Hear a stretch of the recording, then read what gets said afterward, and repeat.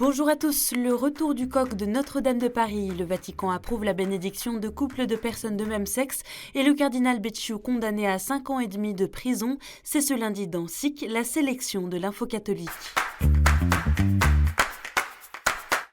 Le coq a retrouvé sa place au sommet de la flèche de Notre-Dame de Paris.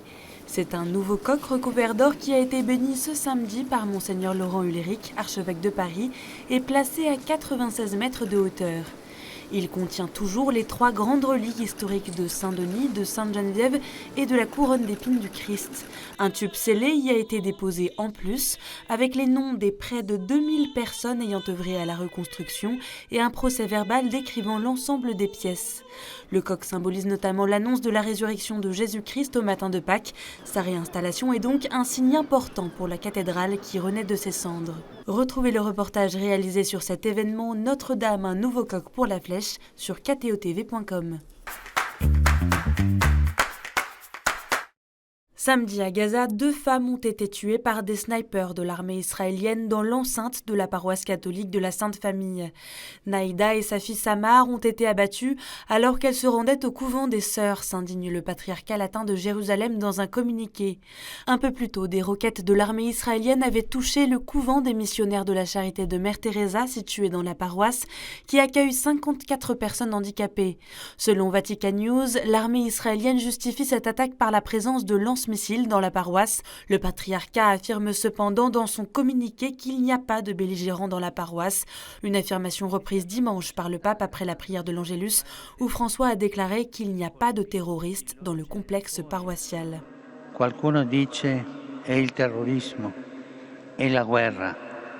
Sì, è la guerra, è il terrorismo. Preghiamo il Signore per la pace. C'est la fin d'un procès historique pour la justice civile du Vatican. Le traitement de l'affaire dite de l'immeuble de Londres aura duré plus de 2 ans. Le cardinal italien Angelo Becciu a été condamné à 5 ans et demi de prison par le tribunal pénal du Vatican pour escroquerie et détournement de fonds. Celui qui fut l'un des anciens plus proches collaborateurs du pape de 2011 à 2018 est désormais interdit à vie de charges publiques et contraint à une amende de 8 000 €. Son avocat a annoncé qu'il fera appel de la sentence. Le cardinal Becciu avait déjà été démis de ses prérogatives cardinalices en septembre 2020, avant que ne s'ouvre ce procès en 2021 à la demande du pape. C'est le plus haut responsable de l'Église catholique à avoir comparu devant le tribunal du Vatican. Un procès exceptionnel donc, qui a mis en évidence l'opacité des finances et certaines failles de l'administration vaticane. Le Vatican autorise la bénédiction des couples de personnes de même sexe ou de couples non unis par le sacrement du mariage, à condition que cette bénédiction ait lieu en dehors de toute liturgie et sans lien avec le rite du mariage en lui-même.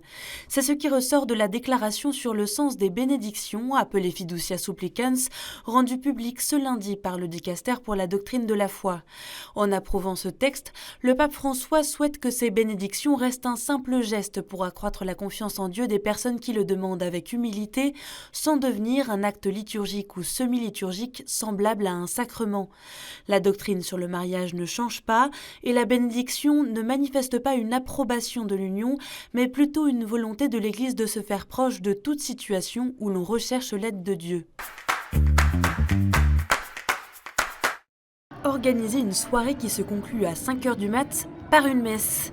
C'est le défi original que s'est lancé il y a un mois la Cité Céleste, un groupe de plusieurs jeunes catholiques issus de quartiers populaires pour créer du lien et se soutenir dans leur foi. Un pari réussi puisqu'ils étaient environ 400 jeunes ce vendredi à participer à la nuit de la Cité Céleste, une nuit de louange et d'adoration à l'église Saint-Roch à Paris. Des jeunes d'Île-de-France en provenance notamment de Chelles, des Mureaux, mais aussi de Créteil, Bondy, Sarcelles, Meaux, Bobigny ou bien encore Argenteuil.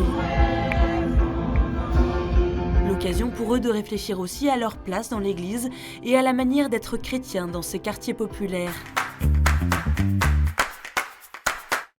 Les JMJ de 2027 se préparent déjà.